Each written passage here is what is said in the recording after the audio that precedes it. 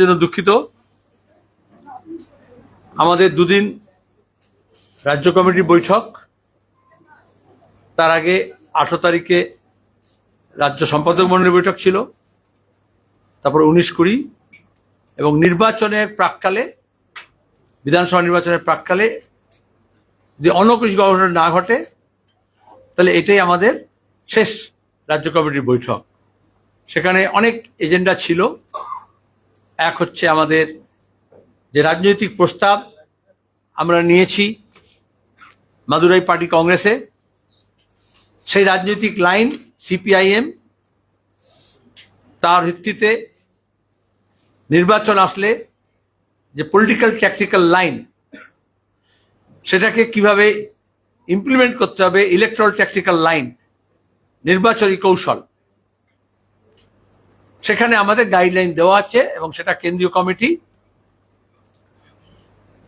PB অনুমোদন সাপেক্ষে রাজ্যগুলো রাজ্যের বিশেষ পরিস্থিতি অনুযায়ী তার ইলেকট্রাল ট্যাকটিক্যাল লাইন ওয়ার্কআউট করে। এটা সবাইকে মনে করি তো এই জন্যই গত 2-3টে বিধানসভা নির্বাচনে শুরুতেই একদল এক্সপার্ট হয়ে গিয়ে সিপিআইএম সম্পর্কে Bengal line, Kerala line, Delhi line, এইসব নিয়ে অনেক হাবিজাবি লেখা হয়।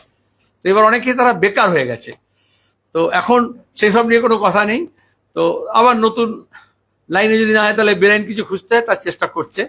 তো আমরা এই জন্য আমাদের party general secretary comrade M.A. Baby এসছিলেন, আর আমরা ত্রিবান্ধমে আমাদের যে কেন্দ্রীয় কমিটির বৈঠক হয়েছিল জানুয়ারি মাসের মাঝামাঝি, সেখানে আমাদের রাজ্য থেকে আমরা বলেছিলাম এই হচ্ছে আমাদের নির্বাচনী কৌশল, নির্বাচনী যে কৌশল এবং তার ভিত্তিতে আমরা কি করতে চাই, এবং আজকে সেটা রাজ্য কমিটিতে আমরা ইউনানিমাসলি সেটাকে অ্যাডপ্ট করেছি এবং বেবির উপস্থিতিতে করা হয়েছে। মানে কেন্দ্রীয় কমিটির কাছে আমাদের যেতে হবে না, কারণ মধ্যে কেন্দ্রীয় কমিটিও নেই।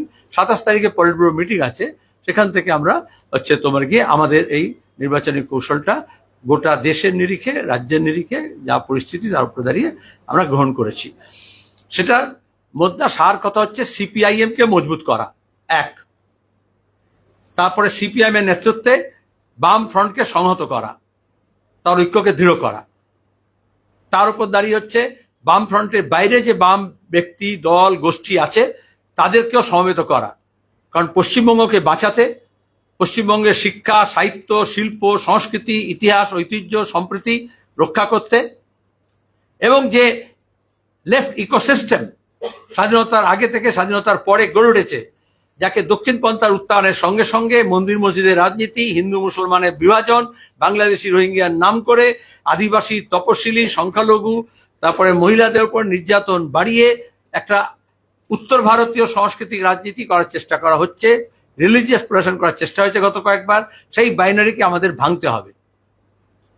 বাংলাকে বাঁচাতে হলে বামপন্থার পুনরুত্থান দরকার, সেই লক্ষ্যে আমরা কাজ করছি। গত রাজ্য সম্মেলন থেকে আমরা যে ইলেকট্রাল ট্যাকটিক্যাল লাইন ঠিক করেছিলাম, তাকে আমরা গত 1 বছর ধরে, অলমোস্ট কদিন পরে 1 বছর পূর্ণ হবে, আমরা সেটাকে সাকসেসফুলি ইমপ্লিমেন্ট করার চেষ্টা করেছি। তাতে একদিকে আমাদের যে শ্রেণী সংগঠন, শ্রমজীবী মানুষ, খেটে খাওয়া মানুষ, কৃষক, ক্ষেতমজুর, বস্তিবাসী, এই সবাইকে আমরা জড়ো করার চেষ্টা করেছি। ব্রিগেডের সমাবেশ হয়েছিল গত বছর, আপনারা জানেন, এপ্রিল মাসে। লাখ লাখ মানুষ একাট্টা হয়েছিল শ্রেণীর মানুষ, শ্রেণী ঐক্য গড়ে তোলার জন্য, শ্রেণীর দাবি দাওয়া নিয়ে লড়াই করার জন্য। আর আজকে যখন আমরা মিটিং করছি, 12 তারিখে গোটা দেশে ইন্ডাস্ট্রিয়াল স্ট্রাইক, শিল্প ধর্মঘট, তার সঙ্গে অনেক জায়গায় ধর্মঘট পালন হয়েছে। আমাদের এখানে গ্রাম বাংলায় অনেক জায়গায় দোকানপাট বন্ধ করা হয়েছে, চাষাবাদ বন্ধ করা হয়েছে, এবং বিশাল সংখ্যক মানুষ বিরত কয়লা শিল্পে, জুট শিল্পে এবং অন্যান্য ক্ষেত্রে, চা বাগানে সাফল্যের সঙ্গে লক্ষ লক্ষ মানুষ যোগ দিয়েছেন। এগুলো বলতে হয় কারণ এদিকে ক্যামেরার ফোকাস যায় না, খেটে খাওয়া মানুষের দিকে নজর পড়ে না। তার উপর দাঁড়িয়ে আমরা আজকে যে বৃহত্তর বাম ঐক্য, বাম ফ্রন্টের বাইরে যে বাম দলগুলো আছে তাদের সঙ্গে আমরা সাফল্যের সঙ্গে কথাবার্তা চালাচ্ছি। কারণ আমরা ঠিক করেছিলাম যে আমাদের বামপন্থী আর সিপিআইএম কোন কোন আসনে লড়বে সেটা ঠিক করে, তার সঙ্গে বামপন্থীদের সঙ্গে সমঝোতা করা, বামফ্রন্ট এবং বামফ্রন্টের বাইরে যারা, তাদের সঙ্গে সম্পূর্ণ করলে বামফ্রন্টের বাইরে যারা আছে তাদেরকে যারা বিজেপি এবং তৃণমূল বিরোধী অবস্থানে দৃঢ় থাকবে তাদেরকে সঙ্গে কথা বলবো, সেই কথাবার্তা আমাদের চলছে। আমরা 90% আসন সমঝোতার পথ পরিষ্কার হয়েছে, যে রাজ্য কমিটিতে আমরা প্লেস করেছি একদম আসন দিয়ে, তালিকা দিয়ে। আর 10% আমরা বলেছি, কিন্তু কিছু হয় নিটিগ্রিটিস থাকে, এবং সামাজিক বিন্যাস, বিশিষ্ট ব্যক্তি, তারপরে হচ্ছে ক্রীড়া জগৎ থেকে, চিকিৎসা জগৎ থেকে, আইনের জগৎ থেকে, সংবাদ জগৎ থেকে, আরো অন্যান্য সামাজিক ক্ষেত্র থেকে তাদের জন্য, এবং সামাজিক বিন্যাসকে বিরত আদিবাসী, তপশিলি, মতুয়া, মুসলমান সম্প্রদায়ের মানুষ, তারপর মহিলা, এইগুলোকে দেখে নিয়ে আমরা কিভাবে রাজ্যে একটা বাংলা বাঁচা বললে তো শুধু হবে না, একটা বিকল্প হচ্ছে তোমাকে দিতে পারি, সেটাকে পরিষ্কার করার জন্য চেষ্টা করছি। আমরা যেভাবে কাজ করছি অন্য বাম দলগুলো এবং অন্য সহযোগীরা করছে, এবং ক্রমাগত একটা আমাদের কনভার্জেন্স হচ্ছে। আজকেই কনভার্জেন্স করলে ভালো হতো বললে, কিন্তু সিপিআইএম এর মিটিং করে তো আমরা কনভার্জেন্স করতে পারি। যে কনভার্জেন্স যদি করতে হয়, তাহলে আরো বাকি শক্তিগুলোকেও সহযাত্রী যারা হবে তাদেরকে নিয়ে এটা এই কনভার্জেন্সটা ইমার্জ করছে, এটুকু আমি বললাম। এবং যখনই ইমার্জ করছে, তখন আমরা যে একেবারে সিঙ্গেল মাইন্ডেডলি সমস্ত শক্তি নিয়ে ঝাঁপিয়ে পড়ব, ব্যাটল লাইন ড্র হয়েছে, লক্ষ্য স্থির হয়েছে, এবং আমাদের মোবিলাইজেশনটা যখন আমরা করছি, তখন আমরা দেখলাম বাইনারি ভাঙার লক্ষ্যে যতটা আমরা এগিয়েছি, সেখানে যা হয়, যারা আমাদের সঙ্গে লড়ার কথা, সহযোগী হওয়ার কথা, তাদেরকে একটু খাবলে খুবলে নিয়ে যাওয়ার চেষ্টা করা হচ্ছে। আমরা তাও 294টা আসনে বিকল্প নিয়ে লড়াই করার জন্য প্রস্তুত হচ্ছি। এটার সঙ্গে সঙ্গে এসআইআর একটা ডিসরাপশন, বিহার ইলেকশনের সময় দেখেছেন, এখনো দেখেছেন, এসআইআর যে এই যে বাইনারি ভাঙার যে চেষ্টা হচ্ছিল, সেই বাইনারিকে রিএনফোর্স করার জন্য ধর্মের নামে, কাস্টের নামে, বিশেষ জেলা, কনস্টিটুয়েন্সি ধরে আরএসএস এর বই থেকে চ্যাপ্টার তুলে ইলেকশন কমিশন এখানে এসআইআর নাম করে বিভাজনের রাজনীতিকে রিএনফোর্স করার চেষ্টা করেছেন। কারণ অন্য সবকিছু ফেল করেছিল। মানুষ, খেটে খাওয়া মানুষ, তার লড়াইয়ের কথা, তার না পাওয়ার যন্ত্রণা বেদনা, কাজ, শ্রম, মজুরি, চাকরি পার্মানেন্ট করা, শূন্য পদে নিয়োগ, নিয়োগ নিয়ে দুর্নীতি, কৃষি, কৃষি সরঞ্জাম, কৃষি সামগ্রী, তার বাজার সহজলভ্য করা এবং তার দাম পাওয়া উপযুক্ত, জমির প্রশ্ন, চা বাগানের হোক, বাঁধের হোক, চরের হোক, জলাশয়, নদী, সেগুলো বাঁচানোর প্রশ্ন হোক, সিভিক অ্যামেনিটিস, জল জমা থেকে আরম্ভ করে পরিবহন ব্যবস্থা যা ভেঙে পড়েছে, স্বাস্থ্য, শিক্ষার যা হাল হয়েছে, সেইগুলো নিয়ে রাজনীতি করতে চায়। এগুলো আপনাদের কেউ কেউ এডিট করে বার করে দিল। আমরা যখন বৈঠক সভা বা বাংলা ভাষা যাত্রা করলাম, গোটা রাজ্য জুড়ে রাজ্য কমিটিতে এটাই এসছে, মানুষ এইগুলো নিয়ে কথা বলছেন। তারা চাইছেন তার ছেলে মেয়ের কাজ হোক।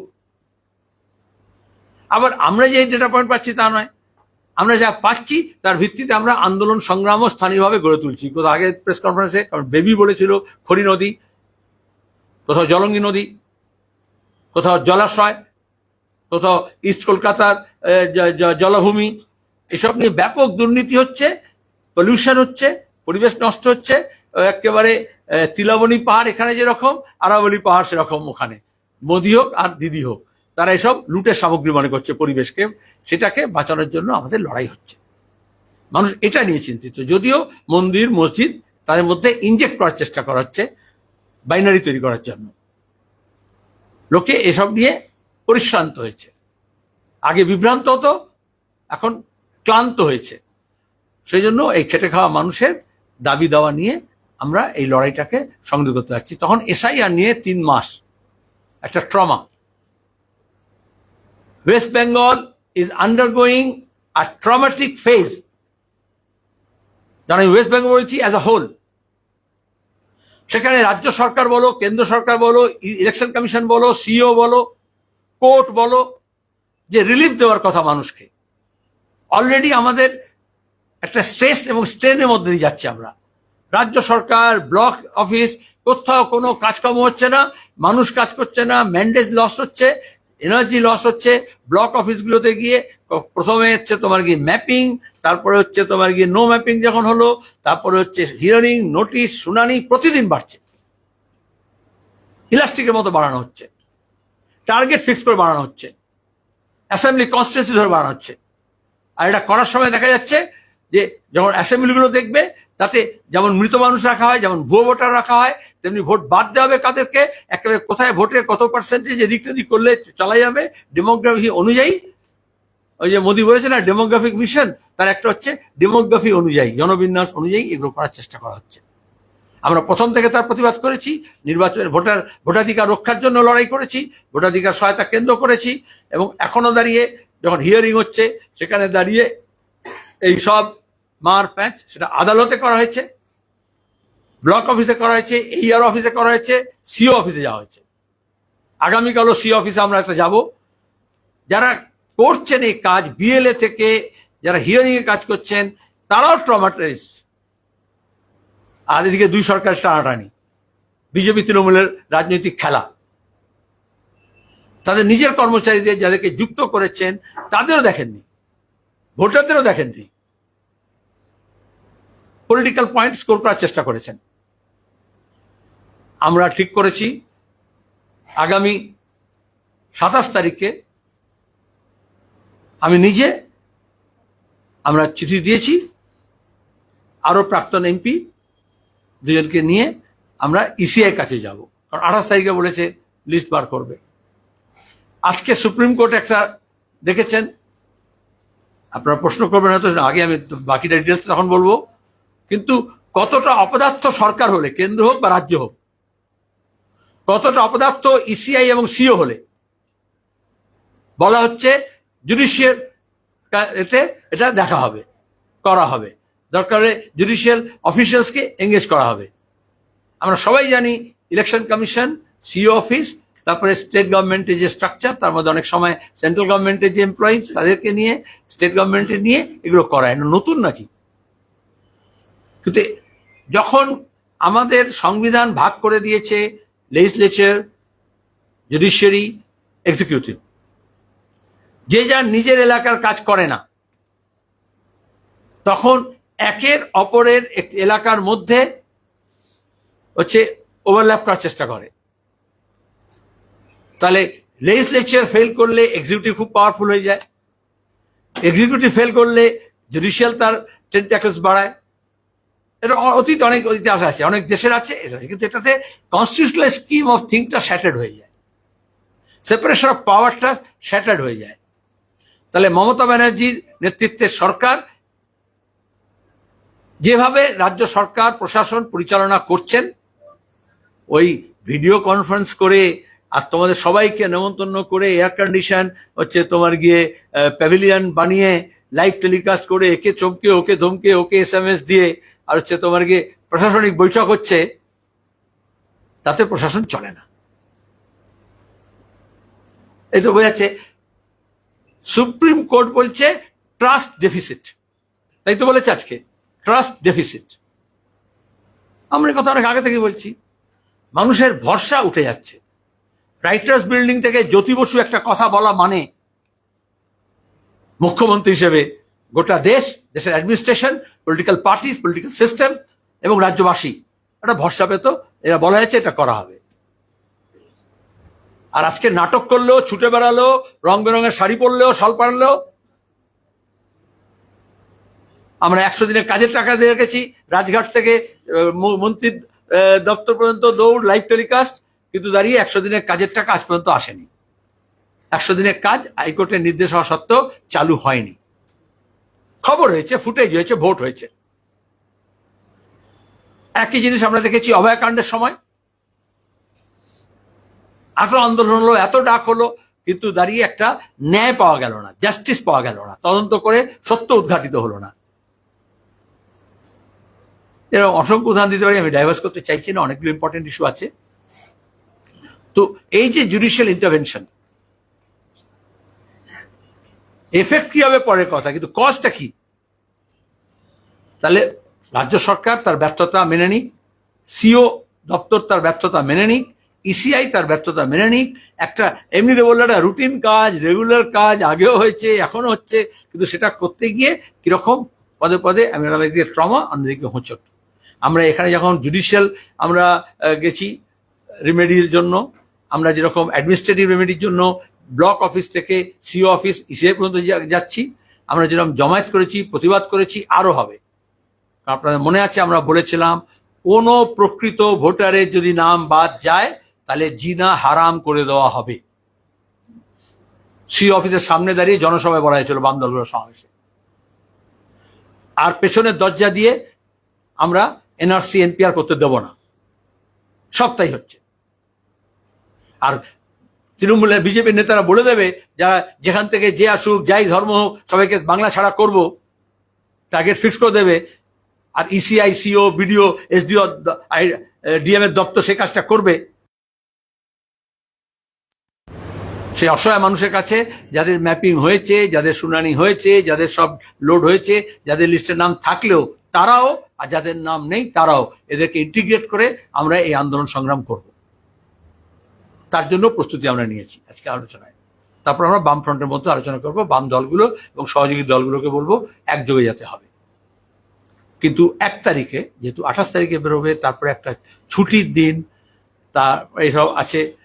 নাহলে আমরা আগে বলেছিলাম যেদিন সিও ঘোষণা করবে ইসিআই, সেই তারপরের দিন আমরা জমায়েত করবো। আমরা ছুটির মধ্যে করেছিলাম ছট পূজার সময়, প্রথমে আমরাই করেছিলাম, মনে আছে, জমায়েত করে এটা বলেছিলাম, রাজ্যবাসীকে হুঁশিয়ারি দিয়েছিলাম যে হচ্ছে হবে, আর ওদেরকে বলেছিলাম 1 তারিখে ছুটির দিন হলো কমরেড বুদ্ধদেব ভট্টাচার্যের জন্মদিন, 1 মার্চ। আজকের এই যে রাজ্যের ভয়াবহ দুর্দশা, এই যে রাজ্যের মানুষের স্বপ্ন ভঙ্গ, এই যে শিল্পায়ন হলো না, বেকার ছেলে মেয়েদের কাজ হলো না, বাংলার ভবিষ্যৎটাকে একেবারে কন্যা ভ্রূণ হত্যা করার মতো বিজেপি তৃণমূল মিলে ভ্রূণ হত্যা করেছে আমাদের শিল্প সম্ভাবনার। তারপরে মোদী মমতা সিঙ্গুরে গিয়ে অনেক নাটক করেছেন, আমরা সেই নাটকে যাইনি এবং লোকেও বিশ্বাস করেনি। বিজেপি তৃণমূল মিলে এটা একসঙ্গে করেছিল, সানন্দে করেছিল, আনন্দে করেছিল।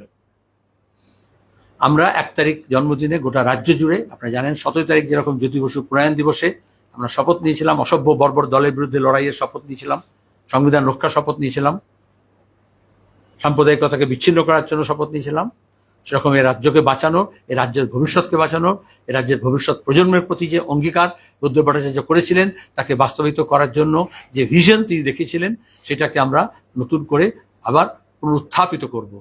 বামপন্থা পুনরুত্থান মানে কি? কৃষি, শিল্প, শিক্ষা, সাহিত্য, সংস্কৃতি এবং আমাদের যে ঐতিহ্য, আমাদের যে নবজাগরণ, আমাদের যে স্বাধীনতা আন্দোলন, আমাদের যে লেফট ইকোসিস্টেম, সেটাকে পুনর্নির্মাণ করা।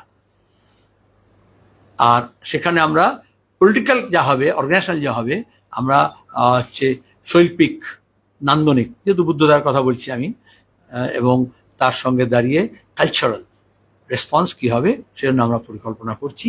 ওই দিন আমরা 1 মার্চ, এবং সেদিন আমরা ওই যখন জন্মদিনে উৎসব নয়, এসব যেমন জন্মদিন করে এসব কেক ফেক কাটে, সেটা নয়। আমরা ঠিক করেছি যেমন Jyoti Basu centre for social studies and research হচ্ছে, সেরকম আমরা বুদ্ধদার নামে একটা কলকাতার বুকে, হার্ট অফ দ্য সিটিতে আমরা সাংস্কৃতিক কেন্দ্র গড়ে তুলব। কিন্তু ওই ভিত্তিপ্রস্তর স্থাপন, ঘোষণা, এসব কিচ্ছু নয়। এখন আমরা নির্বাচনের প্রস্তুতি নিচ্ছি। কিন্তু ওই দিন যে জমিতে হবে, যে জায়গায় হবে, সেই জায়গায় আমরা এই আর্টিফ্যাক্ট ইনস্টল করে, যে ট্রমা বেঙ্গলের, দ্য ট্রমা যেটা আমাদের সবাইকে ফেস করতে হচ্ছে, the traumatic phase of these 3 months which Bengal has undergone along with some other states, আর এই যে অপদার্থতা, একেবারে পাহাড় প্রমাণ অপদার্থতা, সেইটাকে স্মরণীয় করে রাখতে হয়। যেমন আমাদের দাঙ্গা, যেমন আমাদের বন্যা, যেমন আমাদের প্রাকৃতিক বিপর্যয়, যেমন আমাদের দেশভাগ, যেমন আমাদের মন্বন্তর, দুর্ভিক্ষ, যেমন কোভিড, कोरोना, सब याद रखा जाएगा। কিছুই ভুলে গেলে চলে না। ইতিহাসে এগুলো বাংলার বিভিন্ন বাঁক এবং মোড়, সেই একইভাবে এটার সাক্ষ্য বহন করবে। এমন ভাবে আমরা 1 তারিখে এই ট্রমাটিক ফেজটাকে আমরা আর্টিস্টিক রেসপন্স হিসেবে উপস্থাপিত করব, যেটা হবে আবার আমাদের নির্বাচনী যে বিকল্প আমরা হাজির করতে চাইছি তারও প্রসারের সূত্রপাত। বুদ্ধদাকে তার কথা সামনে রেখে এ লড়াই লড়তে হবে, এ লড়াই জিততে হবে। পরপর আমাদের প্রোগ্রাম আছে। আজকে আমি যখন এখানে কথা বলছি জ্যোতিবসু সেন্টারে কালকে ভাষা দিবস উপলক্ষে এখন ভাষা চর্চা নিয়ে আলোচনা চলছে। আগামীকাল আমাদের রেড বুক ডে, ভাষা দিবসও। তাহলে মানুষের সমাগম নিয়ে সাংস্কৃতিকভাবে নানান রকমের কর্মসূচি নেওয়া হয়, কর্মকাণ্ড বিভিন্ন এলাকায়, এবং সেখানে ভাষা দিবস বিশেষত বাংলাদেশে আমাদের কাছাড়ে হয়েছিল, আমাদের অন্যত্র হয়েছিল, পৃথিবীব্যাপী নিজের নিজের ভাষাকে ধরে রাখা, সংস্কৃতি ধরে রাখার লড়া হচ্ছে। যত বেশি গ্লোবালাইজেশন হচ্ছে তত বেশি নিজস্ব ভাষা, নিজস্ব স্বকীয়তা, নিজস্ব সংস্কৃতি, নিজস্ব লোক যে সমস্ত পরম্পরা আছে সেটা হারিয়ে যাচ্ছে, সেটাকে ধরে রাখতে হয়। স্ক্রিপ্ট পর্যন্ত হারিয়ে যাচ্ছে, আর যে ভাষাগুলোর স্ক্রিপ্ট নেই, উপভাষা, সেগুলো তো হারিয়ে যাচ্ছে। সেখানে একটা ভাষার নামে আন্দোলন হলো, সংগ্রাম হলো, এবং পাকিস্তানকে হারিয়ে দিয়ে খান সেনাদের পরাজিত করে এক নদী রক্ত দিয়ে হচ্ছে একটা দেশ জন্মালো। সেই দেশকে যেভাবে ধর্ম পরিচয় আবদ্ধ করে দিয়ে গ্রাস করতে চেয়েছিল দক্ষিণপন্থা এবং উগ্রপন্থা এবং মৌলবাদী শক্তি, দেশি বিদেশি শক্তি এই উপমহাদেশে, আমাদের প্রতিবেশী দেশে। সেখানে যা হোক একটা নির্বাচিত সরকার আসছে, নির্বাচন হয়েছে, এবং যেভাবে জামাতরা একেবারে ক্ষমতা দখল করার জন্য উঠে পড়ে লেগেছিল, সেখান থেকে ভারতে দেশ হিসেবেও, আমরা প্রতিবেশী পশ্চিমবঙ্গ হিসেবেও, এবং সাম্প্রদায়িক মুক্ত জগৎ যারা তৈরি করতে চাই তাদের কাছে একটা আপাত স্বস্তি জায়গা হয়েছে। এরপরে বাংলাদেশ কোন পথে যাবে, কিভাবে এগোবে, সেটা বাংলাদেশ ঠিক করবে। কিন্তু গণতান্ত্রিক, সাম্প্রদায়িকতাহীন, মুক্তিযুদ্ধের ধারাকে বহন করে যাতে হবে। সেজন্য 21 তারিখের এবারে অনেক বেশি গুরুত্বপূর্ণ। সেটা যেমন হবে, আমরা আমাদের গোটা বিশ্বে 21শে ফেব্রুয়ারি নিজের নিজের ভাষায় মার্ক্সবাদের চর্চা করতে হয়। ভাষা তো আসলে আলোচনার জন্য, কমিউনিকেশনের জন্য। তো সেজন্য আমরা রেড বুক ডে পালন করি, এবং ভেনেজুয়েলা থেকে এই বাংলাদেশ পর্যন্ত, এবং আমাদের পশ্চিমবঙ্গেও, আমাদের দেশেও যে সাম্রাজ্যবাদী যে দখলদারি, ট্রাম্প, তারিফ, তারপরে তো এফস্টাইন ফাইল থেকে দেখেছেন যেভাবে ব্ল্যাকমেল করা হচ্ছে বাজার দখল করার জন্য বিভিন্ন প্রশাসনকে। ইংল্যান্ড হলে তার রাজপুত্র হলেও অ্যারেস্ট হয়, আর আমাদের প্রধানমন্ত্রী হলেও, শাসক দলের লোকজন হলেও, এইসব মাফিয়া যারা হচ্ছে অ্যাবিউজার্স, হিউম্যান ভ্যালুজের যা যা খারাপ সেগুলোকে তারা সেলিব্রেট করে। দক্ষিণপন্থা মানে তাই। তাহলে এটা কি করে হলো, এই কেমন হয়, কেমন চলে, এ নিয়ে আমরা চর্চা করব, এবং সেই জন্য আমরা বই ছাপিয়েছি। সেই বই পাঠ হবে সর্বত্র পাঠচক্রের মধ্য দিয়ে বাংলা ভাষায়। এই বিশ্বে দক্ষিণপন্থা উত্থান এবং সাম্রাজ্যবাদের যে কর্মসূচি, এবং সেটা কিভাবে মানবতা বিরোধী, কিভাবে শিশু বিরোধী, নারী বিরোধী, কিভাবে আমাদের স্বাধীনতা বিরোধী, কিভাবে আমাদের ব্যবসা বাণিজ্য, শিল্প, জ্বালানি বিরোধী, আমাদের নিরাপত্তা বিরোধী, সেসব নিয়ে আলোচনা হবে। এটা হচ্ছে 21 তারিখে। 22 তারিখে জ্যোতিবসু সেন্টার উদ্যোগে মেদিনীপুর শহরে আলোচনা হবে। যেমন আমরা উত্তরবঙ্গে একটা করেছিলাম যে বিকল্প কি উত্তরবঙ্গের জন্য, এরকম জল, জঙ্গল, জমিন নিয়ে, জঙ্গলমহল, এই পশ্চিমাঞ্চল, সেই ব্যাপারে আমাদের মানুষের জ্বালা যন্ত্রণা, প্রকৃতি, পরিবেশ এবং লেফট ইন্টারভেনশন কি হবে, সেই নিয়ে একটা আলোচনা চক্র হবে। সেখান থেকে যা বেরিয়ে আসবে, আমরা এখন যেটা ইলেকশন ম্যানিফেস্টো করার লক্ষ্যে এগোচ্ছি, সেখানে মানুষের কথা চাইছি। এখানে আগামী গতবার আমরা বিবেকে দিয়ে আহ্বান জানিয়েছিলাম, কয়েক হাজার মতামত এসছে, আরও আসছে, সেগুলোকে আমরা ইন্টিগ্রেট করছি, এবং আমরা ম্যানিফেস্টো তৈরি করব। এই ম্যানিফেস্টো যেমন রাজ্যের জন্য হবে, সেরকম রিজিয়নাল হবে, এবং সেরকম অ্যাসেম্বলি ভিত্তিক হবে, এটা সিদ্ধান্ত হয়েছে। সব বলি না আমরা আগে, এখন অন্যরা সব স্লোগান চুরি করে নেয়, যারা পুকুর চুরি করতো কথা চুরি করে নেয়, লোক চুরি করে নেয়। হ্যাঁ, তো তারা হচ্ছে তোমার গিয়ে, যারা হিন্দিতে আমি শুনতাম অপহরণ কাণ্ড, বিহারে হতো। দেখবে, তো এরকম আমি পরপর বললাম, আর অনেক প্রোগ্রাম থাকবে প্রতিদিন। সেটা কিন্তু আমাদের এই বৈঠক চলবে, কয়েক হাজার হয়েছে, আরও কয়েক হাজার হবে। আমরা মানুষের কাছে যাব, সেখান থেকে যে দাবি দেওয়া আসছে সেগুলোকে নিয়ে আমরা স্থানীয়ভাবে গ্রাস রুট লেভেল স্ট্র্যাটেজি আমরা আন্দোলন সংগ্রাম করছি, আর আসন সমঝোতার কাজও হচ্ছে। তার উপর দাঁড়িয়ে আমরা এগুলো সব সিদ্ধান্ত গ্রহণ করেছি। এই সিদ্ধান্তের পাশাপাশি আমরা করেছি বামফ্রন্টের বৈঠক করে যত দ্রুত সম্ভব আমাদের আসন সমঝোতা আমরা পাকা করব, এবং এ মাসের মধ্যেই আমাদের প্রার্থী তালিকা প্রস্তুত করব। ধন্যবাদ। একজন করে বললে ভালো হবে, আর যে মাইক করবে ব্যবহার তারটাই শুনবো, নাহলে শুনবো না।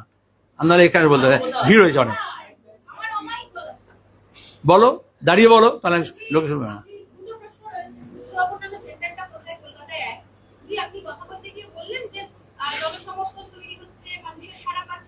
আপনি বলেছেন, কিন্তু সেখান থেকে একটা কনসেপ্ট, একটা সমগ্র, একটা বাইনারি খাবলে নেওয়ার চেষ্টা হচ্ছে। এই খাবলে নেওয়ার চেষ্টাটা তো আপনার দলের মধ্যে হয়েছে, সেটা কি শ্রেণী বিচ্যুতি বা পার্টির আদর্শ থেকে বিচ্যুতি বলে মনে করেন, নাকি কোথাও গিয়ে সকলে আপোষ করে নিচ্ছে? কি মনে করছেন আপনি এটাকে?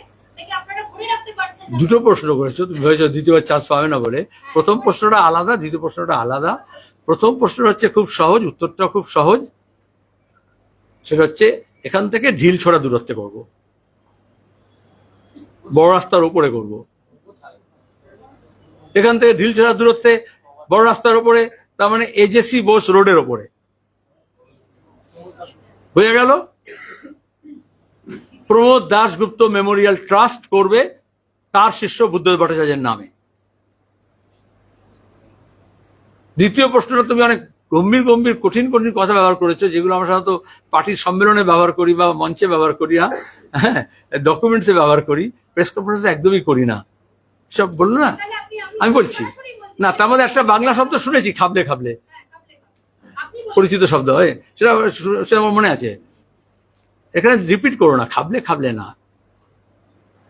আসলে কি হয়, বাইনারি ভাঙতে হলে যে প্রয়াস আমরা নিয়েছি, তাহলে যাদের মিলিয়ন ডলার খরচ করে, million and million if not trillion dollar খরচ করে বামপন্থীদেরকে কোণঠাসা করা, নিকেশ করা, শেষ করা, তাই তো বলেছিল কেশপুরে শেষপুর। তারপরে শুভেন্দু বলেছিল লাল ঝান্ডা ধরার লোক থাকবে না। তারপরে মাওবাদীদের নিয়ে সে গুলি করে মারা হয়েছিল, শালকুশনের লাশে ওখানে যেখানে পড়েছিল সেখানে গেছিলাম কদিন আগে, মিটিং করেছি। কোথায় তোমার গিয়ে ইউরোপ থেকে, কোথায় লাটাভিয়া, সেখান থেকে ক্রু নিয়ে, কোথায় আনন্দমার্গীদের ঘাঁটিতে, ওখানে হচ্ছে তোমাকে পুরুলিয়ায় অস্ত্রবর্ষণ করেছিল জ্যোতি বসু। সরকারকে ফেলতে হবে, ভুলে গেলে তো চলবে না, সব ইয়াদ রাখা জায়গা বলেছি। সাম্রাজ্যবাদী শক্তি, যখন তুমি বলেছো আমি ভারী কথাই বলি, মন পছন্দ সরকার না হলে এয়ারফোর্সকে ব্যবহার করে মাদুরে এবং তার বউকে তুলে নিয়ে চলে যায়। অপহরণ না? কেউ অপহরণ লেখেনি, এটা খাবলে নেওয়া নয়, তেল সম্পদকে খাবলে নেওয়া। মনপুত না হলে মুসলিম ফান্ডামেন্টালিস্টদের ব্যবহার করে কমিউনিস্ট বিদ্বেষ থেকে নাজিবুল্লাহকে প্রতিবেশী দেশে ইউএন ঘাঁটি থেকে তুলে নিয়ে গিয়ে ট্রেনে ঝুলিয়ে ফাঁসি দেয় কমিউনিস্ট বিদ্বেষ। সেখানে দাঁড়িয়ে তার মানে যে কোনো জায়গায় লঙ্কাকাণ্ড বাঁধতে পারে। আর তারপর হলো বামপন্থী দুর্বল হয়ে গেছে, বামপন্থী নেই, শূন্য হয়ে গেছে, কেউ নেই, সিপিএম নেই, তোমরা বলতে সব বৃদ্ধতন্ত্র। আমরা বাংলা ভাষা যাত্রা করে দেখালাম নতুন প্রজন্মের কোন নেতা নেত্রী বিজেপি তৃণমূলের কাছে নেই। যা আছে ভাড়া করা, কেনা, নাহলে দলবদল করা। একমাত্র সিপিআইএম গোটা দেশের মধ্যে, পশ্চিমবঙ্গ সিপিআইএম গর্ব করে বলতে পারে হোম গ্রোন অর্গানিক লিডারশিপ। আমরা আন্দোলন সংগ্রামের মধ্য দিয়ে নতুন প্রজন্ম সর্বস্ব ত্যাগ করে, যেখানে ল্যাবে ঢুকতে দেয়নি, অ্যাডমিট কার্ড ছেড়ে দিয়েছে, ক্লাস করতে দেয়নি, কলেজে ভর্তি হতে দেয়নি। কেন? এসএফআই এর নাম মুছে দেবে। অথচ দেখা গেল সেটা সম্ভব হয়নি। তখন তাই করে, এটা নতুন না। অল্টারনেটিভ লেফট যখন আমরা শুনছিলাম, কেন আমরা বলছি ফর 30 years আমরা বলছি লেফট অল্টারনেটিভ, বাম বিকল্প, তখন পরিকল্পিতভাবে বলা হলো বাম বিকল্প নয়, বিকল্প বাম, ব্র্যাকেটে সিপিএম কে বাদ দিয়ে। 35 বছর ধরে আন্দোলন চলছে, সংগ্রাম চলছে এই বাংলার বুকে, মিডিয়ার লক্ষ্য হোক বা মিডিয়ার অলক্ষ্য হোক, যে বাংলার জন্য, দেশের জন্য দক্ষিণপন্থা যখন উত্থান হচ্ছে, তখন আমরা কি বাম বিকল্প তৈরি করব, না একটা বিকল্প বাম খুঁজব? তার জন্য অনেক নিয়োগ করা হয়েছে, অনেককে নিয়োগ করা হয়েছে। এখন একজন সদ্য প্রয়াত হয়েছেন, এই দক্ষিণ চব্বিশ পরগনার নেতা ছিলেন। তারপরে পরপর আছে ডিকেড। অনেকে বলে নতুন প্রজন্ম, যে বলছে নতুন প্রজন্ম ছিল না, কিন্তু সবচেয়ে কম বয়সী জেলা সেক্রেটারি হয়েছিলেন সিপিআইএম এর ইতিহাসে, টার্গেটেড। কিন্তু ওদের টার্গেট ফুলফিল হয়নি, ওই অনশন মঞ্চে পায়ের তলায় বসেও হয়নি। এর মধ্যে কেউ কেউ অতিবাম, মমতার মধ্যে লেনিন খুঁজে পেয়েছিল, আর কেউ কেউ মমতার পয়সায় লেনিনের ছবি লাগিয়েছিল। সবই হচ্ছে বিকল্প বাম তৈরি করার জন্য। All efforts have fallen flat. All efforts or ill-designed efforts have fallen flat. আজকে টেলিভিশন চ্যানেলে যখন ঘন্টা হয়, 24 ঘন্টা হয়, সেখানে ওই সাংবাদিক থেকে নিয়ে ছাত্রনেতা করেছিল, তৃণমূলের ছাত্রনেতাকে যে যুব নেতা করেছিল BJP, traders, dealers, where are the leaders? তো একটা নাটক হয়েছিল, তা ছিল এক চরিত্রের সন্ধানে, ছিল একটা নাটক, গ্রুপ থিয়েটারের নাটক হয়েছে একটি চরিত্রের সন্ধানে।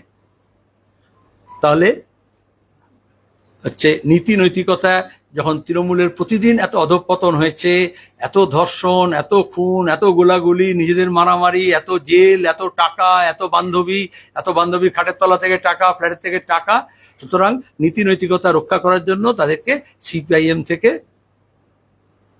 কারোর দরকার হয়ে পড়েছে। এটা সিপিআইএম আর সিপিআইএম এর নতুন প্রজন্মের জয়। কিন্তু শোনো, তাহলে প্রশ্ন করে ছেড়ে দাও, না বলবো, হ্যাঁ বলো প্রশ্ন।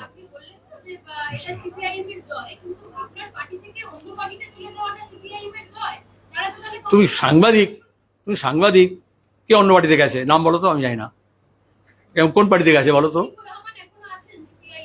কোন পার্টিতে গেছে। আমি জিজ্ঞেস করছি আপনার পার্টি, না প্রতিকূল পরে বলে, তুমি আপনার পার্টি থেকে অন্য পার্টিতে গেছে, আমি বললাম কোন পার্টিতে কে গেছে। আমিও প্রশ্ন করেছি, শোনাই তো যাচ্ছে, সেখানে একটা আমি শুনলাম, তারই মুখ থেকে শুনলাম যে সে বলছে কান নিয়ে গেছে, তুমি কানের দিকে তাকাও না কানের দিকে তাকাবে। I just quoted. আমি চাইছিলাম এরকম নাম আসুক, তাই বললাম রতনে রতন ছেনে।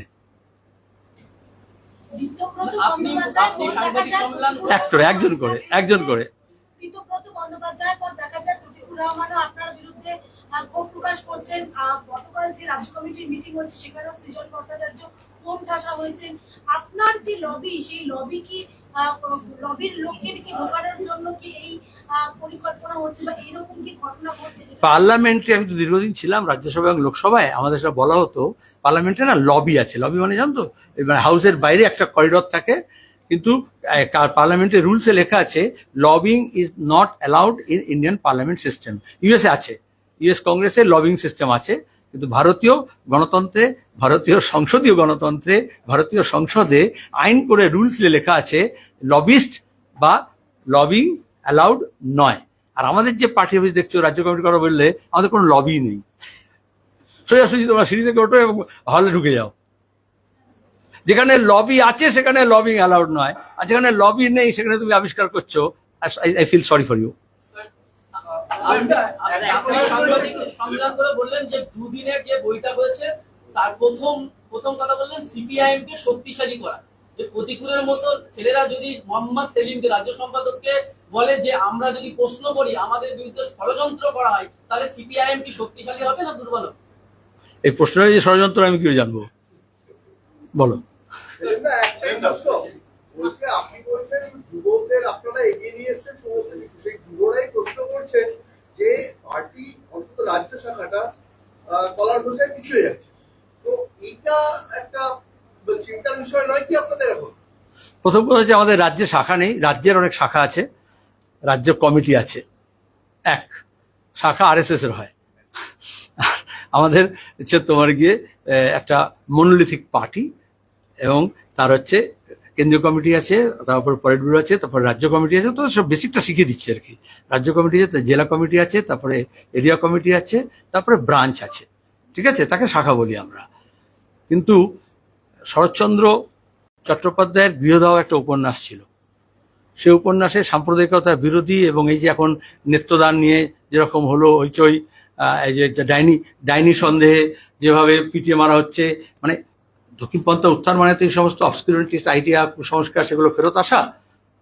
তো শরৎচন্দ্র চট্টোপাধ্যায় প্রোটাগনিস্ট হিসেবে সে উপন্যাসে বলছেন, সবাই পড়েছে, 150 বছর শরৎচন্দ্র এখন, যে ওই ছোঁয়াছুতের ব্যাপার আছে, রান্নাঘর খাওয়া ছোঁয়া। রাইটার প্রোটাগনিস্ট হিসেবে মেয়েটাকে বলছেন যে ধর্ম কি হাতের চুরির মতো ঠুনকো যে একটু আঘাতেই ভেঙে যাবে? তাহলে সিপিআইএম যদি শুভেন্দু মমতার ভাড়া করা মাওবাদীদের ল্যান্ডমাইন দিয়ে শেষ না হয়, স্টেন গান দিয়ে শেষ না হয়, এবং যাদের নাম বলছো সব তাবর তাবর নেতা দল ত্যাগ করলেও সিপিএম যদি শেষ না হয়, তোমরা কি মনে করছো কয়েকটা ইন্টারভিউ, কয়েকটা স্ক্রিপ্ট, আমি ইনস্ক্রিপ্টের কথা বলছি না,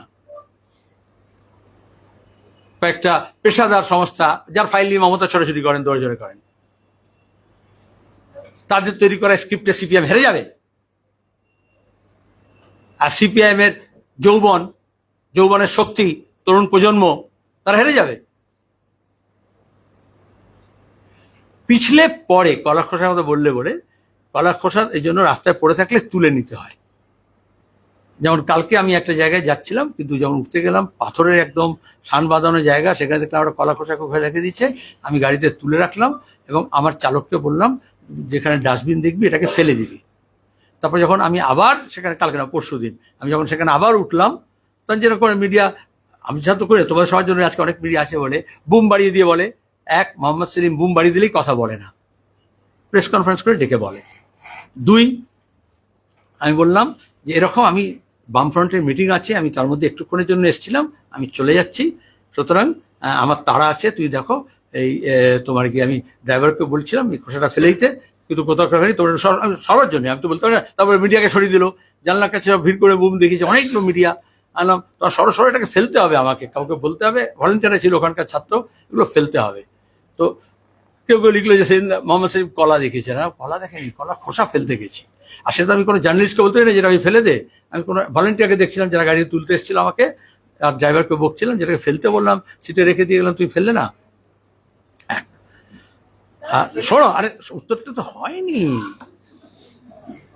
যখন কেউ পিছলে পড়ে, যাতে পিছলে না পড়ে যেরকম কলার খোসা তুলে নিতে হয়, আর তেমনি যদি কেউ কলার খোসায় হোক, বানের জলে হোক, তোমার রেল লাইনের ধারে হোক, স্টিমার থেকে হোক, বাস থেকে হোক, যদি কেউ পড়তে যায়, সহযাত্রী, সহমর্মী, বন্ধু, আত্মীয় স্বজন, এমনকি অপরিচিত কেউ যদি থাকে, তখন তাকে হাত বাড়িয়ে তাকে ধরতে হয়, তাকে বাঁচানোর চেষ্টা করতে হয়, অতল গহ্বরে যাতে তলিয়ে না যায় সেটাকে রক্ষা করার চেষ্টা করতে হয়। কিন্তু এইটুকু সাবধান থাকতে হয়, অনেক সময় কি হয়, জলের তোরে যে বাঁচাতে চেয়েছিল সেও হয়তো ওইদিকে চলে গেল, বা রেল এমন স্পিড আসলো যে আত্মহত্যা করতে যাচ্ছিল তাকে টানতে গেল কিন্তু চলে গেল, তখন এই রিস্কটা নিতে হয়, কিন্তু আবার রিস্কটাকে অ্যাভয়েডও করতে হয় যাতে আঘাতটা আরো অন্যদেরকে না লাগে। একটা প্রশ্ন একজন অতটুকু করতে হবে না, আপনি বলো ফার্স্ট। আপনি বললেন যে নতুন প্রজন্মের যারা নেতা নেত্রী রয়েছেন যারা তৃণমূল বিজেপিতে নেই, ওদের সব ভাড়া করা। 3 রকম বলেছি, ভাড়া করা, দল বদল করে নিয়ে আসা, বা কোচিং করে। তৃণমূল বিজেপি অভিযোগ করছে নতুন প্রজন্মের অনেকে দলের থেকেও কাজ করতে পারছেন না, তাদেরকে চুপ করিয়ে রাখা হচ্ছে। সিপিআইএম যারা শীর্ষ নেতৃত্ব রয়েছেন তাদেরকে কাজ করতে দিচ্ছেন না, সেই জন্য এখন দল বদল করা বাধ্য। এখন অফ সিজনের কথা বললে তো হবে না, এখনো সিজন স্টার্ট হয়নি। যে সিজন স্টার্ট হবে তখন দেখবে তৃণমূলে কত লোক বলবে দম বন্ধ হয়ে যাচ্ছে বলে বিজেপিতে যাবে, আর বিজেপিতে কত লোক বলবে যে দম বন্ধ হয়ে যাচ্ছে, নিঃশ্বাস নিতে পারছি না, তৃণমূলে আসবো। এসব তো গত 2টো নির্বাচনে দেখেছো তোমরা, নতুন করে কি আবিষ্কার করছো? হ্যাঁ বলো।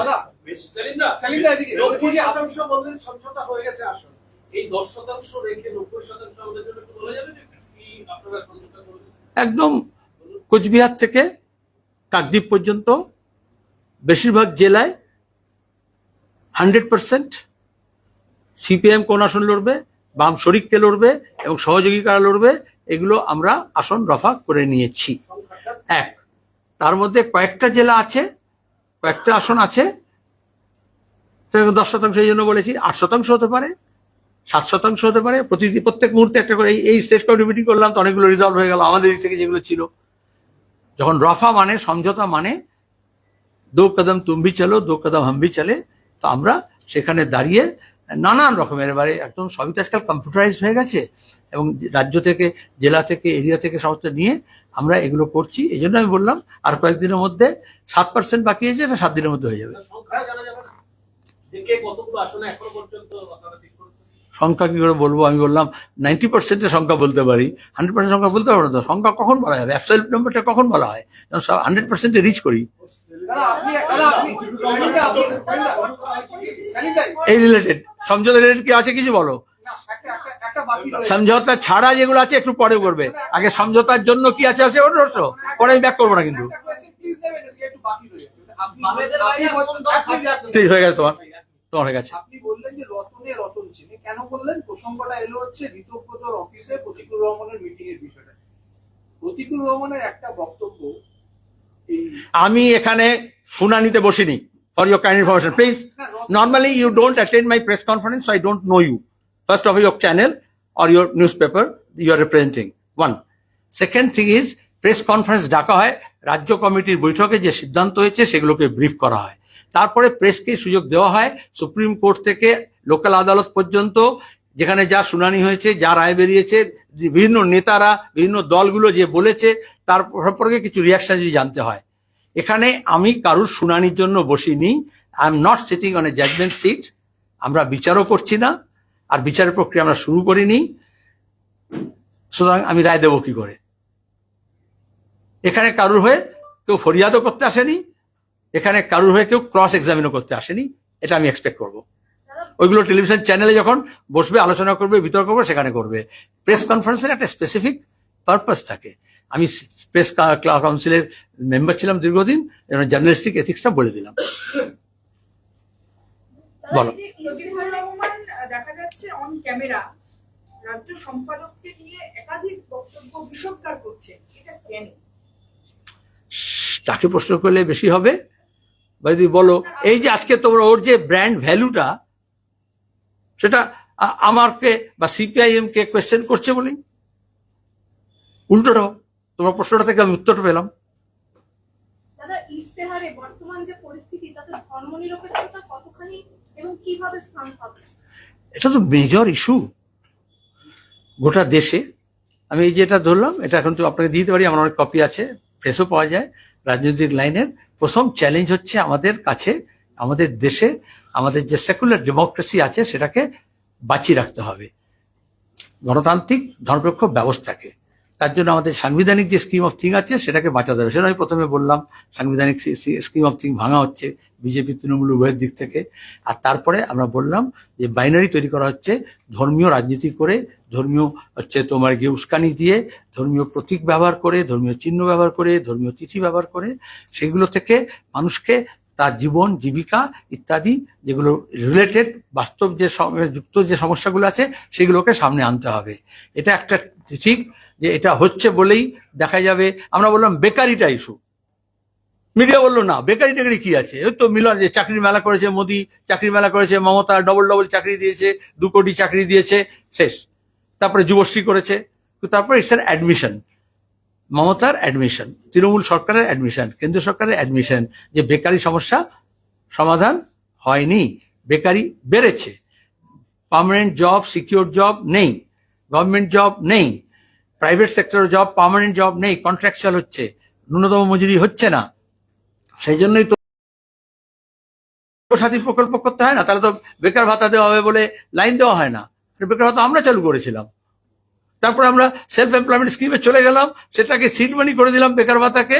এবং আমরা জানি, আমি নিজে সে দপ্তরের মন্ত্রী ছিলাম, তারপরে সেলফ এমপ্লয়মেন্টের জন্য ব্যাপক একটা উদ্যোগ গড়ে উঠেছিল, স্বনির্ভর কর্মসূচি হয়েছিল, মেয়েদের স্বনির্ভর গোষ্ঠী হয়েছিল। এটা যত প্রশ্ন করবে আমি আমার তত ইলেকশন ম্যানিফেস্টো বলতে আরম্ভ করে দেবো। তাহলে এই অ্যাডমিশনটা তো ওদের ফেলিওর। তার ধর্মক্ষতার ব্যাপার এটাই হয়েছে, যখন ওরা বুঝেছে যে মন্দির মসজিদ ওই কি বলে রাম মন্দির, তারপরে হচ্ছে যে যে দীঘায় জগন্নাথ মন্দির, তারপরে যে দুর্গাঙ্গন, তারপরে হচ্ছে মহাকাল মন্দির, এইসব করেও চিড়ে ভিজছে না, ঠিক আছে? তখন চিড়ে ভেজার জন্য বাম সমুদ্র থেকে এক কৌটো জল ঢুকিয়ে তুলেছে। সেলিমদা, হ্যাঁ আপনার স্যার এখানে স্যার বলো, সরি আমি একবার দিকে আপনি বললেন যে যেটুকু জট আছে, এই যে আসল যে জটটা আপনি বলছেন সেটা কেটে যাবে বলছেন এক সপ্তাহের মধ্যে, সেটা কি শুধু বাম শরীরদের সঙ্গে নাকি এই জটটা আইএসএফ এর সঙ্গে এখনো কিছুটা রয়েছে? জট শব্দটাই আমি ব্যবহার করিনি, আমি বলছি 92%, 93%। আমি একটু প্রথমে যখন শুরু হয়েছিলাম 90%, এখন তো ওখানে হোয়াটসঅ্যাপে দেখে নিলাম 92%, কারণ আমাদের টিম তো কাজ করছে, কথাবার্তা হচ্ছে। আমি যেতে যেতে বলছি 93%, ঠিক আছে? এটা মানে মিটারের মতো আর কি, ইন্ডিকেটার্স। আর বাকি যেগুলো আছে সেগুলো আলাপ আলোচনা চলছে। আমি 7 দিন সময় দিলাম, অতদিন লাগবে না, অতদিন ধৈর্য রাখতে হবে না, ধৈর্য ধরতে হবে না, ধৈর্যচ্যুতি হবে না। তার আগেই বাকিগুলো নিটিগিটিস গুলো, কারণ ক্লেম কাউন্টার ক্লেম থাকে, সেগুলো আলোচনা করতে হবে। আলোচনা মানে তাই, আরে তারিফ বার বলে বললাম একতরফা ঘোষণা করে দিও না ট্রাম্পকে, যে তারপরে একটু ডিপ্লোম্যাটিক চ্যানেলে আলোচনা করো, ডিসকাশন করো, আমাদের স্বার্থ দেখো, তোমাদের স্বার্থ দেখো, এটা আলোচনার মাধ্যমে হয়। ভারত পাকিস্তান যখন তোমরা অপারেশন সিন্দুর বলে ডাঙ্কা বাজাচ্ছিলে, আমরা তখনও বলেছিলাম যে গলি নেই বলি সে হ্যালো হোগা, অনেকে আমাদের দেশদ্রোহী বলেছিল, কিন্তু আলটিমেটলি তারপর ট্রাম্প বললো, তখন যুদ্ধ থেমে গেল। মনে করিতে ইচ্ছে, কারণ ভোটের সময় তো সব পোস্টার লাগাবে আবার অপারেশন সিন্দুরের। তো সেই রকম দাঁড়িয়ে তোমার গিয়ে যখন একাধিক দল যখন আলোচনা করে, তার মারফতে তৃণমূলের একটা গোষ্ঠী বোমাবাজি করার থেকে তো ভালো, যে উপপ্রধান প্রধানের দল নিয়ে ছোড়াছুড়ি করে খুনোখুনি করার থেকে তো ভালো যে একাধিক দল বামফ্রন্টের মধ্যে এবং বামফ্রন্টের বাইরে যে দলগুলো আছে তাদের সঙ্গে আলাপ আলোচনা করে আমরা একটা সেটেলমেন্টে পৌঁছবো। এটা তোমাদের মনোপুত হবে না, গুলিগুলো চললে ভালো লাগতো, কিন্তু এটা হচ্ছে না। রাজ্য কমিটির বৈঠকে প্রতিক্রিয়া প্রসঙ্গটাকে এসছে, ভারতের বিরোধিতা হয়েছে কি? প্রসঙ্গ সেভাবে আসেনি, কিন্তু আমি উত্থাপন করেছি, কারণ রাজ্য সম্পাদক হিসেবে উত্থাপন করতে হয়। যা যা ইস্যুস অ্যাট হ্যান্ড আসে সেটা আমাদের নিয়ম হচ্ছে, তোমরা তো আগের দিন থেকে সব লিখে দিতে পারলে, কিন্তু হয়নি। শেষ দিনে আমাকেই কতগুলো ডিসিপ্লিনারি কোয়েশ্চেনটা লাস্টে আসে, আমাদের এজেন্ডায় থাকে, সেগুলো আরো একটা ইস্যু ছিল, এটাও ছিল। কিন্তু আমরা বলেছি, প্রস্তাব দিয়েছি যে এটা খুবই বেদনাদায়ক। আমার কাছে নতুন প্রজন্মের একটা ছেলে মেয়ে পার্টির, অনেক পার্টিকে ইনভেস্ট করতে হয়, মুভমেন্ট, আন্দোলন, সংগ্রাম, প্রচার, লড়াই, তার থেকে তারপর আমরা চাই এটা থেকে পার্টি যাতে লং টাইম ডিভিডেন্ড তোলে, জনগণ তোলে, শ্রেণী আন্দোলন তোলে। আমার ক্ষেত্রে তাই করেছে পার্টি, সবার ক্ষেত্রে তাই করে। এবং আমার নিজের ক্ষেত্রে এইখানে দাঁড়িয়ে তো আমি বলেছিলাম, যখন আমি রাজ্য সম্পাদক হয়েছিলাম, এই উজ্জ্বলী প্রশ্ন করেছিল, আপনি কি করবেন, আমরা বলেছিলাম আমাদের কাছে 30টা তেজি ঘোড়া আছে, আমি কয়েক বছরের মধ্যে এটাকে 300টা ঘোড়া করব। তারপরে বলেছিলাম 300 হয়ে গেছে, আমি এখন 1000-এর দিকে যেতে হবে। সেখানে এই ধরনের একজন কর্মীকে হারানোর প্রশ্ন উঠলেও আমার কাছে সন্তান হারা হওয়ার সমতুল। ওকে কি ডেকে কথাবার্তা বলা কিছু হয়েছে বা একটু শেষ করতে দিন। বলো, কি প্রশ্ন আছে? না, আমি বলছি মানে সন্তান হারা বলে মনে করছেন আপনি? আমি আমার কাছে বললাম, আমার ফিলিংসটা বললাম। সন্তান হারালে একজন লোকের যেরকম ফিলিংস হয়, আমি যখন আমার রাজ্য কমিটিতে উত্থাপন করেছি, আমার সেই ফিলিংস হয়েছে। তারপরে তোমার বলে তারপরে কি হলো, তো মাঝখানে প্রশ্ন করে দিল। যখন এরকম কিছু হয়, অনেক সময় তো তোমার মাঝে মাঝে কাগজে খবরে টবরে দেখো, এরকম যখন কোনো ঘটনা ঘটেও যায়, মা সন্তানকে, সন্তান মায়ের মৃতদেহ আগলে রেখে দেয়। সায়েন্টিফিক না এটা, কিন্তু আমরা এটাকে আমাদের পার্টিতে গত 1.5-2 মাস থেকে কয়েকটা অভিযোগ আসে। আমরা সাধারণত অভিযোগ আসলে আমাদের একটা নিজস্ব টিম থাকে, সেখানে পাঠিয়ে দিই, বা যদি আরো জেলা থাকলে জেলাতে পাঠিয়ে দিই, ওপরে থাকলে উচ্চ পদাধিকার কমিটিতে পাঠিয়ে দিই, আইসি সংক্রান্ত হলে ইন্টারনাল কমিটিতে পাঠিয়ে দিই। কিন্তু এটা যেই মুহূর্তে পেলাম, আমাদের সেক্রেটারিয়েটে আমরা সিদ্ধান্ত করলাম এটাকে লেট মি হ্যান্ডেল ইট, এত সব আসছে কারণ I took the responsibility, let me try and handle ইট। কিন্তু তারপর থেকে আগে তো এই যে বললো ডেকেছেন কি, বলেছেন কি, শুনেছেন কি, তো তার থেকে আমাকে তো রেসপন্স নিতে হবে কি বটে, কিন্তু তখন থেকে কন্ট্যাক্ট লুজ হয়ে যায়। এবং অন্যদিকে তোমাদের অনেকে বন্ধু বান্ধবের মারফত আমরা জানতে পারি যে আরো কিছু কন্ট্যাক্ট ডেভেলপ করছে। তখন আমাদের পার্টির প্রক্রিয়া অনুযায়ী, গঠনতন্ত্র অনুযায়ী আমাদের নিজস্ব পদ্ধতিতে কিছু সিদ্ধান্ত গ্রহণ করতে হয়। যখন সিদ্ধান্ত হবে আপনাদের জানিয়ে দেবো। ধন্যবাদ। যথেষ্ট।